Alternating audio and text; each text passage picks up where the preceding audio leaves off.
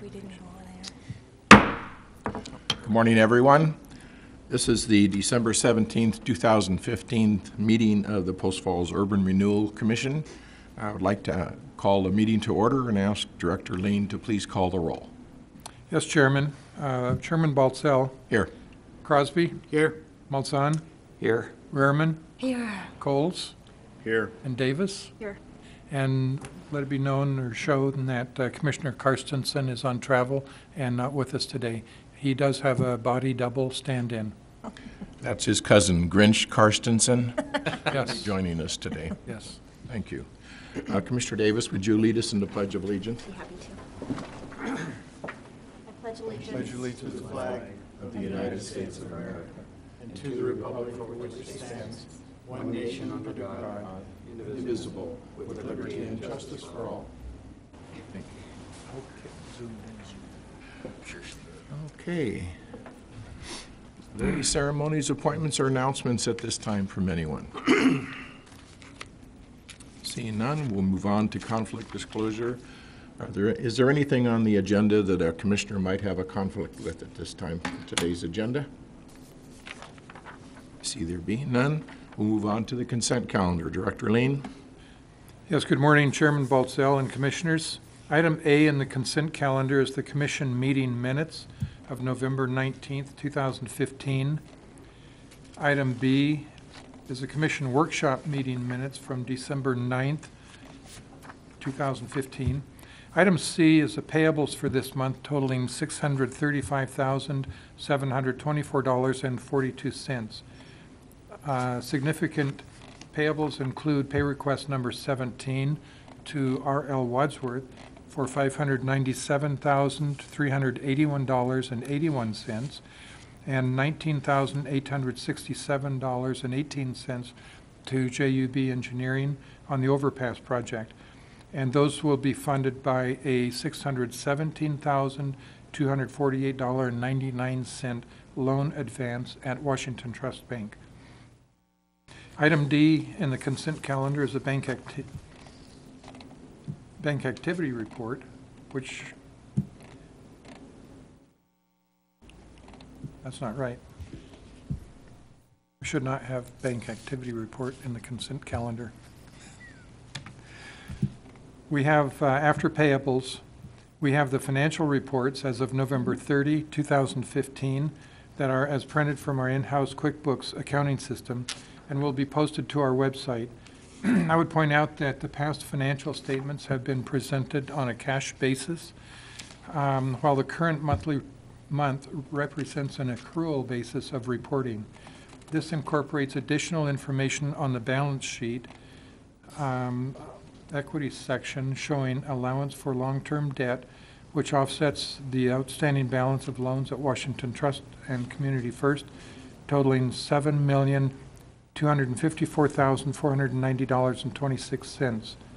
In addition, on the profit and loss statement, we are now showing as other income the amounts of loan draws.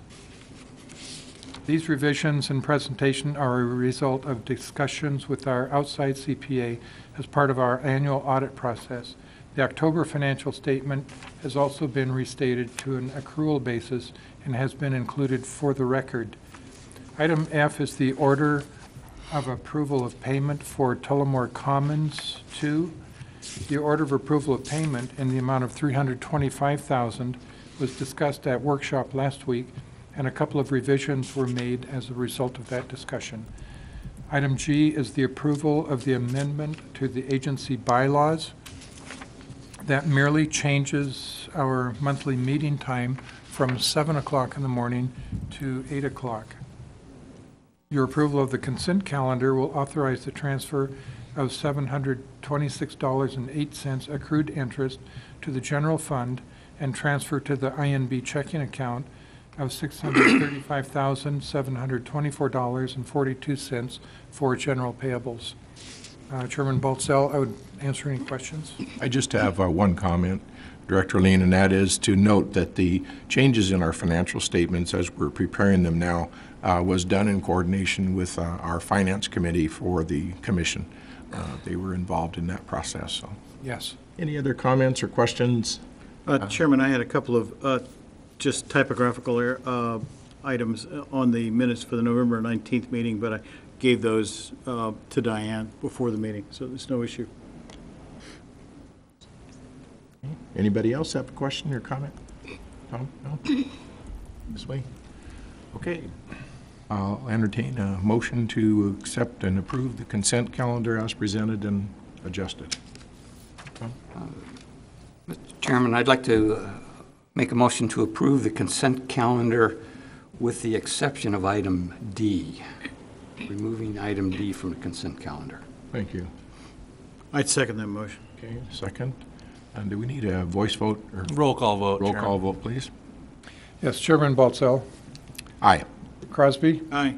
Coles, Aye. Rehrman, Aye. Mulson, Aye. and Davis. Aye. Okay, motion carried, and note that item D was removed from that motion. Okay, let's move on to committee updates. Finance and Policy, Commissioner Crosby, do you have anything to? Chairman, yes, Tom and I met with the auditors, and we reviewed the draft audit. There were a number of small changes to language that provided clarity.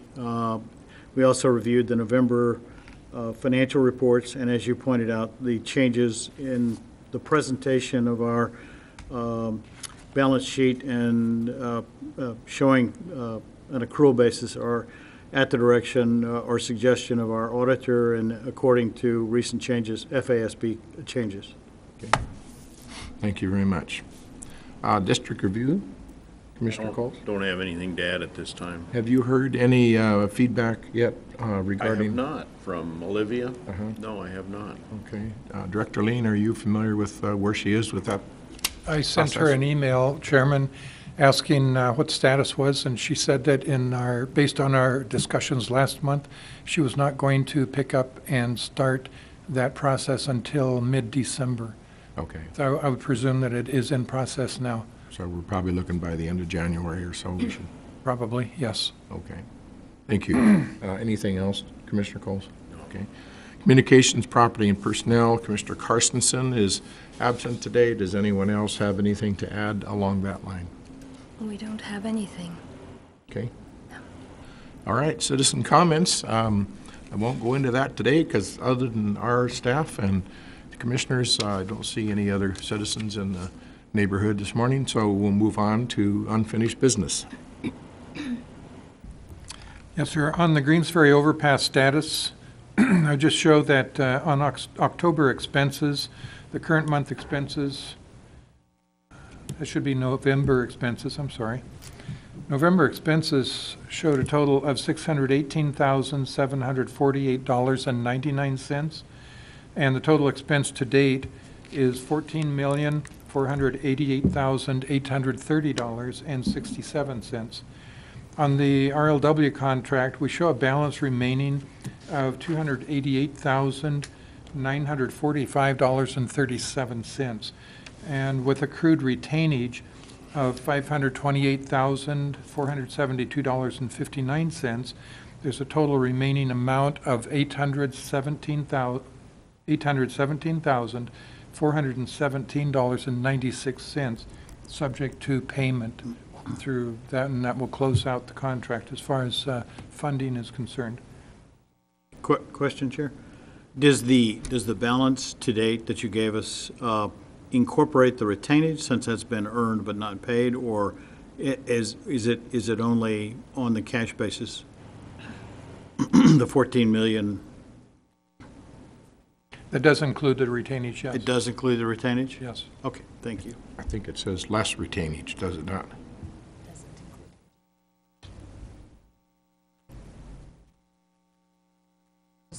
The 597,000, No, I was just talking about, you said there was a total of 817,417, of which about 500,000 was retainage, and I just wondered if your aggregate total for the expenses to date for the overpass incorporated the fact that the retainage is liability. okay, and that's what I was looking at here.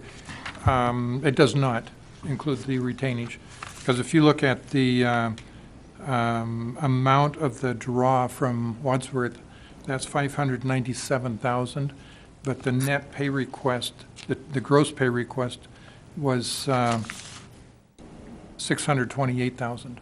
That difference is the retainage. But what we show monthly on the 597,000, that's net of retainage, and that's the amount that carries through into the 14,488,000. So that 14,488,000 does not include retainage. Okay, so essentially, the aggregate cost of the improvements, barring any further change orders, over the course of the remaining portion of the construction is going to be in excess of 15 million. Yes. Thank you. Could we back up just a second? I realize we're in unfinished business, but under Personnel, Property, and Communications, Commissioner Carstensen previously reported on the incentive awards that were earned by Wadsworth, and I was just wondering, there is a third one, the last one, and I was wondering if that has been determined to Wadsworth yet.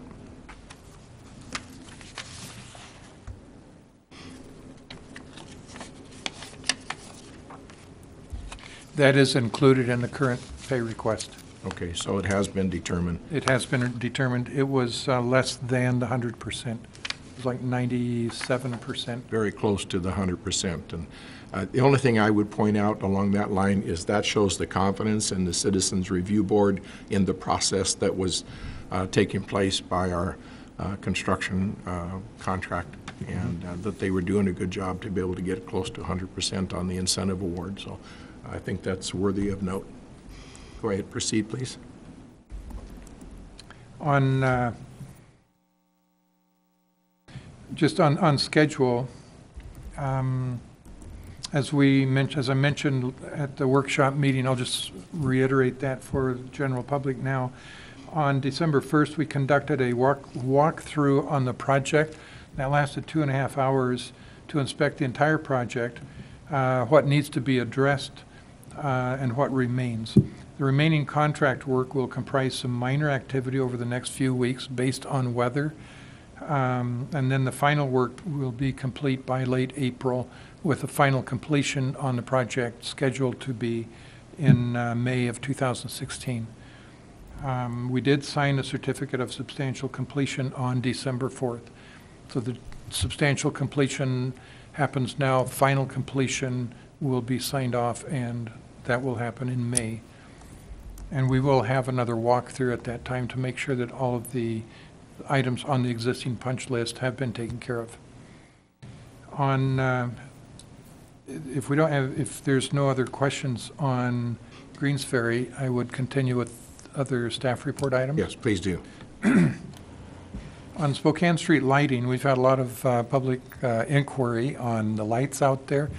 Happy to say that according to Welch Comer, the white street lights have been holding for several weeks now. The electrician, Kastner Electric, has their final effort to isolate the problem must have worked. As we discussed before, the new blue light drivers have been ordered, and they should be delivered this week, next week. And then they will all be installed within the next few weeks. Hopefully, all of this work will be done by January. On Spencer Street, on the extension, the pay request, the builder down there has not remitted pay requests on a monthly basis. He wanted to only remit a pay request, a large one, at the end of the project. So we're substantially complete on that. He anticipates submitting a pay request to the city in excess of $900,000, and that's based on budget and actual work. That payment will need to be approved by the City Council, and once paid, that will be forwarded to us to run through our payables so that we can reimburse the city. We pay for that project, but the city pays first, and then we reimburse the city. And that will be a draw on the Washington Trust construction loan, which is funding both the Greensferry Overpass and the Spencer Street project. I didn't write it down here, but we did get a note from the city that the state issued a request for bids on the Highway 41 Trail project. Those bids were received and approved. The bid was opened, the package was opened and approved. Good. And it was $500 and some thousand. It was less than the engineer's projection on what we would see. Chairman, one question. On Spencer Street, have we gotten anything through the city with regard to when the railroad's going to complete its crossing so we can actually get that open? Unfortunately, no. No? On that, it's a very good point. The contractor cannot go in and do work Right. and build a railroad crossing. The railroad requires that they're the only ones that can turn a shovel of dirt on their right-of-way. They have scheduled, that we're waiting for them to schedule the construction crew to go in and do that. Everything's been permitted and approved. It's just a matter of their having availability of their construction people to go in and do the work. Once that's done, the planks are done, the concrete planks. We'll do a saw cut on the asphalt coming back, and then do a concrete apron from there up to the planks. And then when that's done, all of the light signalization, the lights are supposed to be in December, installed in January on Celtice. And we could see completion, the lights activated, the crossing open in January. We're still dreaming on that one. Right. The only thing that concerns me a little bit is that the contractor that is doing the road work is having to wait a fair amount of time to get reimbursed for expenses, outlays that he has already, that they have already experienced, and because of the process, and I understand his willingness to wait until the project's done, but the railroad is holding up part of it, and when it goes through the city process and our process, we're looking at weeks and weeks to do that, and it just seems that it would be nice if it was able to be handled on a smoother, more timely basis for the contractor. Because he's got money outstanding, bills that he's paid, and people he's paid, and that kind of thing. Just a comment on my part. No, it's valid. Chairman, from the beginning, his comment was that he would not submit a pay request until the end of the project. Now, that doesn't mean in January, February, March. He is in process of submitting his request now. And like I said, that would be in excess of $900,000. That's my former banking background. That's a concern. Does he have the capacity to take care of his subcontractors and everybody else? We want to assure that that process is followed. But the railroad, that's not really holding up the contractor's pay request. It will hold up some of the final, a few thousands, less than $100,000 in the final work on, because some of the landscaping that has to be done, he won't be able to do that until maybe March or April anyway. Right. So his final pay request will be then, Yep. but that will be very small compared to the one now. Okay. Anything else on your staff report? Just one thing, just a notice, just in a heads up. We did receive a letter from Watson and Associates on Expo. It was a notice of anticipated construction. Basically, the letter just advises us, in accordance with the 2007 settlement agreement and budget, Expo has 3 roads to complete using tax increment. Those are Creative Way, Expo Parkway, and Jacqueline Road. They're currently working with their engineer on the bid process and anticipate starting that work fairly soon and completing at least Creative Way, the extension of that short addition, in the spring of 2016. So that was just a heads up to the commission from them. Okay. That would be all I had on my staff report. Okay. Any further questions on the staff report? All right. Commissioner comments? Any commissioner comments you'd like to make this morning? Okay, then I guess I'm last, and I would just like to say once again, thank you all, staff and commissioners, and Kit and your staff for all of the work you've done during this past year, keeping us on time and on track here, and and the extra work and all of the things that we have going on, all the projects. It takes a considerable amount of time on everybody's part, and I'm just grateful for all of your efforts, and I appreciate that. And I think the city of Post Falls, the community, appreciates this as well. And by evidence of the response we've had on the Greensferry opening and the anticipation in a positive way of the opening of Spencer Street and the improvements on Spokane Street, and also the anticipation of Highway 41 Trail being done this next year. I get asked all the time about, when's the trail going to be done? When's the trail going to be done? And same thing with Spencer Street. When can I start traveling on Spencer Street? And so it's all been good. It's been a good year. It's been a lot of effort on your part, staff's part for sure, and Kit and all of that. And I just want to thank you for all of that and wish you all a Merry Christmas to you and your families. And with that, I'd entertain a motion to adjourn. So moved. Is there a second? Second. Okay. And we do it by voice vote, so all in favor say aye. Aye. Aye. Opposed, same sign. Motion carried. We are adjourned.